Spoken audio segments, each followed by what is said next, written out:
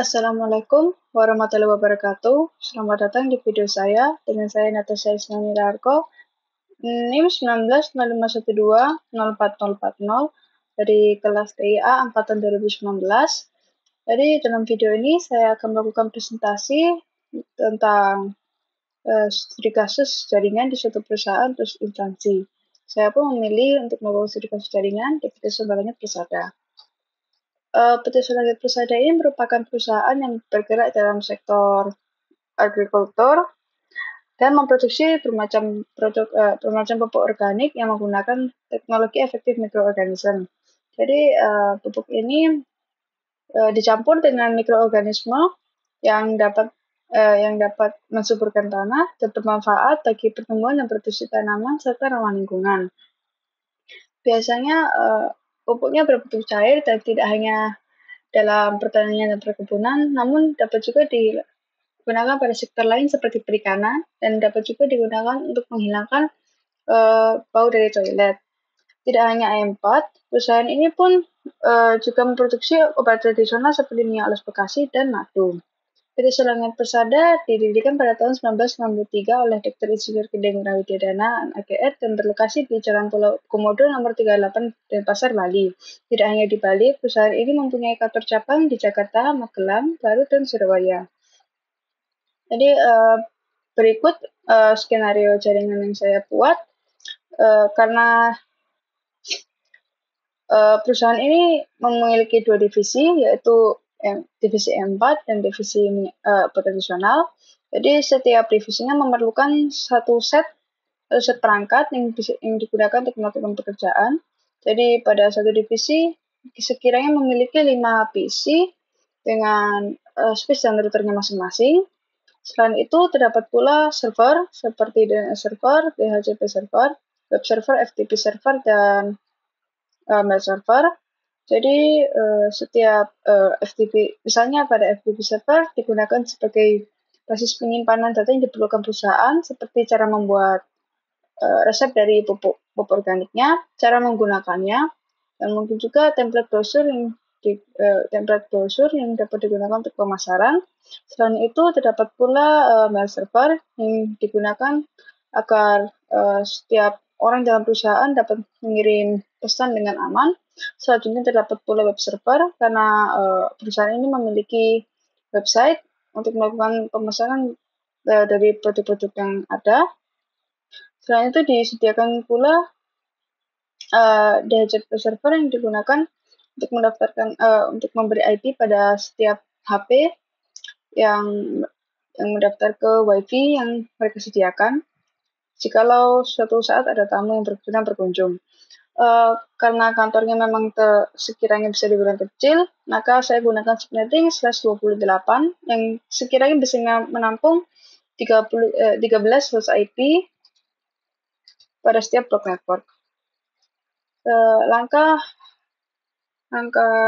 pensettingan saya dimulai dengan menyediakan perangkat-perangkat yang diperlukan dan menyambungkannya, men-setting IP pada masing-masing PC beserta subnet masknya, default gateway, dan lain server, menyambungkan masing-masing router dengan switch dan router lain, serta melakukan routing dinamik, menyeting DHCP server agar dapat memberi alamat IP pada HP yang tersambung, menyeting WiFi dari access point agar memiliki password dan menyambungkannya, menyeting DNS server dan menyambungkannya dengan server lain, menyeting 3 server lain agar dapat bekerja dengan baik.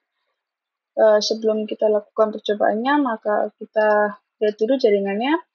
Jadi di sini merupakan jaringan dari divisi 4 dan di sini pun divisi dari operasional.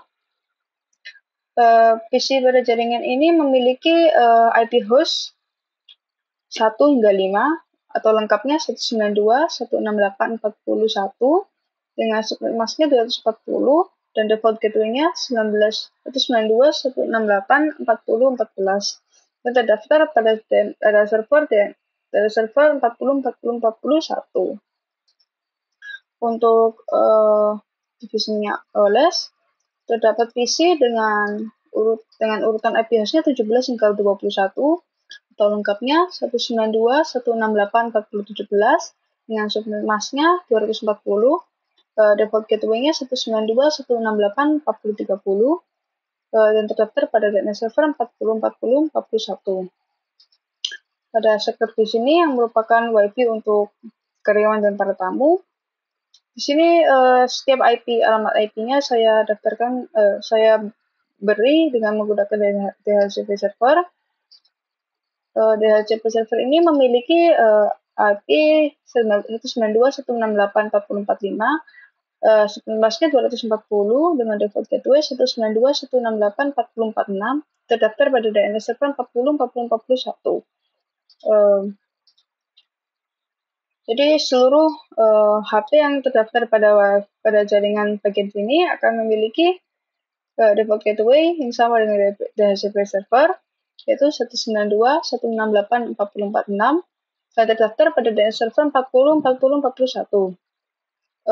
Sekiranya setiap HP yang terdaftar akan memiliki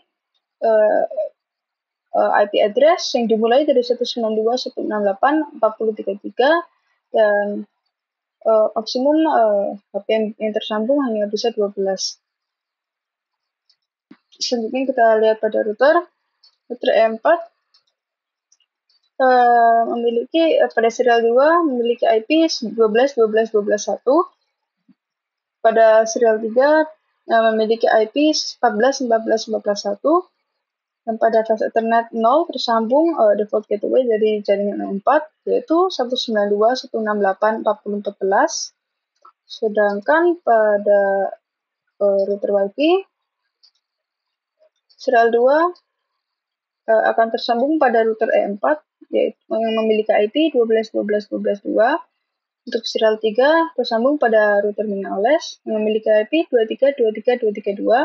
Lalu pada flash Ethernet 0 akan tersambung default gateway dari jaringan ini yang memiliki IP 192.168.40.46. Pada router mini-OLS ini memiliki pada serial 2 memiliki IP 23.23.23.2 yang tersambung pada router WiFi. Lalu pada serial 3 memiliki IP 34.34.343 yang tersambung dengan router server.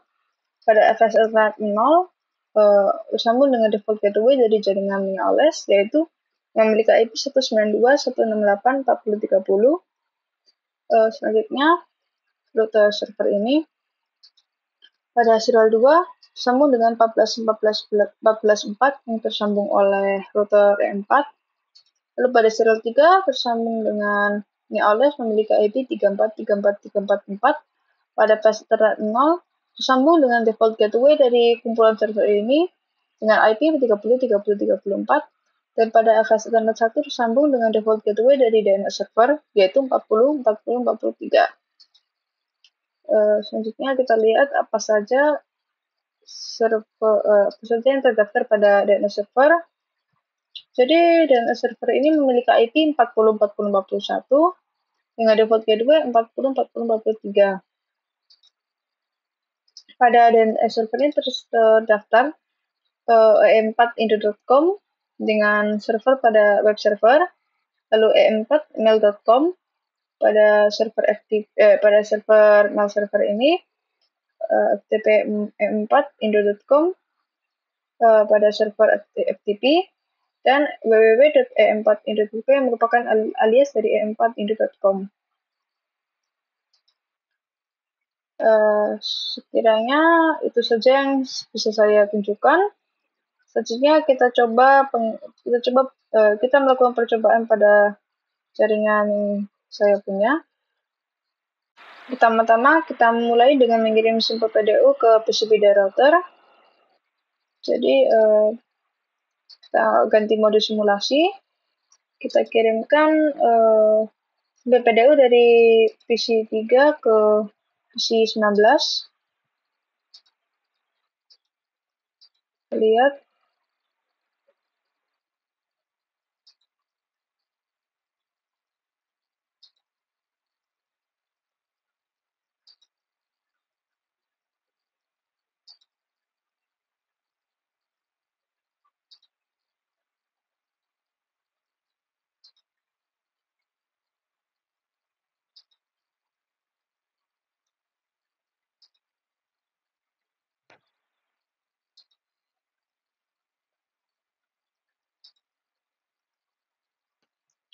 Oke, pengiriman Simple PDO pun selesai. Ya, selesai dengan baik. Bisa dibuktikan bahwa jaringan ini bekerja. Selanjutnya kita lakukan percobaan yang kedua. Percobaan kedua, kita sambungkan salah satu PC ke browser untuk membuka website perusahaan. Jadi pada web server sudah saya sediakan sedikit tampilan dari websitenya, tidak banyak. Jadi kita coba dari PC 17. Kita buka web browser, lalu kita ketikkan em4indo.com. Nah, muncul. Jadi web server dengan PC sudah tersambung dengan baik. Kita lakukan percobaan yang selanjutnya. Percobaan selanjutnya, kita coba menyambungkan salah satu PC ke ftp.em4indo.com. Kita coba dengan PC 4. Jadi pada command prompt kita coba indo.com dengan username-nya admin, pangan password admin 123. Nah, sudah login. Jadi membuktikan bahwa PC sudah tersambung dengan FTP server dengan baik. Percobaan yang terakhir, saya akan mencoba mengirimkan pesan melalui email dari satu PC ke PC lain. Jadi sebelumnya pada salah satu mail server sudah saya buat 10 set email username beserta passwordnya pada domain email em4mail.com. Jadi kita coba mengirim pesan dari PC 17 ke PC 4, PC 3. Configured email user17 em4mail.com. Sebentar kita ketik ulang user17. Kita save, compose ke user4@em4mail.com. Subjeknya tes email dengan pesan ini, pesan dari user 17 atau .17/28. Kita send, kita tunggu dulu.